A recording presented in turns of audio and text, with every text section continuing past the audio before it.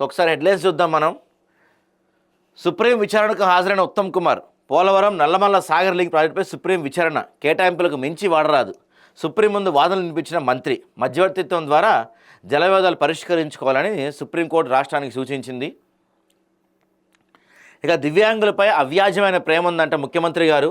దివ్యాంగులు ఒకరినొకరు పెళ్లి చేసుకుంటే 2 లక్షలు, వారిని ఇతరులు పెళ్లి చేసుకుంటే ఆర్థిక సహాయం అందిస్తామని చెప్తున్నారు ముఖ్యమంత్రి గారు. మానవీయ కోణంలో ఈ సహాయం ఇవ్వబోతున్నారంట. ఇక చలానా పడగానే ఖాతాలో కట్ కావాలి, ఆ మేరకు బ్యాంక్తో అనుసంధానించండి. అలయో రోడ్ సేఫ్టీ కార్యక్రమంలో సీఎం రేవంత్ రెడ్డి. మరి ఆలోచన నుండి మాట్లాడతారు ఆయన, ఆలోచన లేకుండా మాట్లాడతారు. ముఖ్యమంత్రి స్థాయిలో ఉండి ఏం మాట్లాడతారో ఆయన తెలియకుండా మాట్లాడతాడు. ఇట్లాంటివన్నీ. అంతర్జాతీయ కైట్ ఫెస్టివల్ ప్రారంభించారండి ప్రధాని నరేంద్ర మోడీ గారు నిన్న. సో గాలిపటాలు ఎగరేశారు ముఖ్యమంత్రి గారు నిన్న అక్కడ. తెలంగాణ సర్కార్ సంక్రాంతి కానుక ప్రభుత్వ ఉద్యోగులకు డిఏను 3.64% పెంచుతూ ఉత్తర్వులు జారీ చేసింది. పెరిగిన డిఏ 2024 జూలై 1 నుంచి వర్తిస్తుందంట. సో ఇప్పుడు భారీ డబ్బులు వస్తాయి గవర్నమెంట్ ఎంప్లాయీస్కి. రైతులకు ఎరువులు ఇవ్వడం చేతగాది ఇక రాష్ట్రాన్ని ఉద్ధరిస్తాడు. అబద్ధపు హామీలతో 2 ఏళ్లు గడిపేశారు. గెలిచిన సర్పంచులతో కేటీఆర్ ఆత్మీయుల సమ్మేళనం.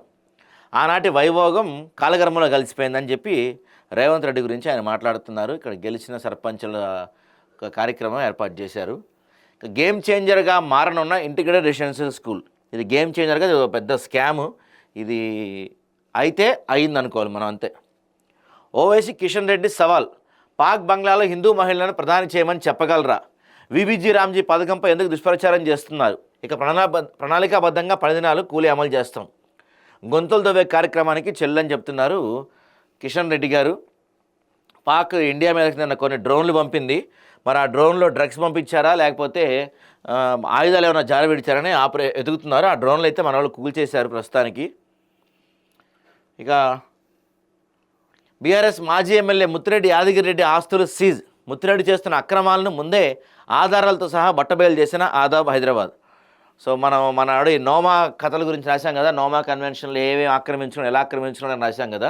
సో వాటి గురించి మనోడి పైన ఆస్తులు సీజ్ చేశారట. సో ఇవి మనకి ఆదాబ్లో ప్రధానంగా కనిపిస్తున్న వార్తలండి.